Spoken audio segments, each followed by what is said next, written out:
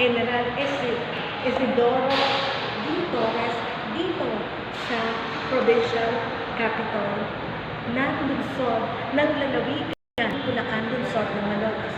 At makikita nga natin na sa pangalan pa ng Bulwagan General Isidoro D. Torres, alam niyo ba na kamakailan lang, April 10 ay nagdiwang ng ika-158 birthday itong dating gobernador at naging general na si Gobernador Isidoro D. Torres taong 1899.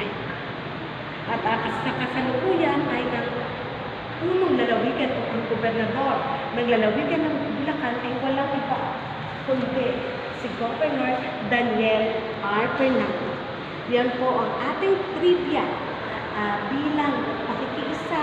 At alam niyo din po ba sa bayan ng Malolos, bayan sa palengke ng Malolos, ay makikita nyo ang monumento ni General Isidoro D. Torres.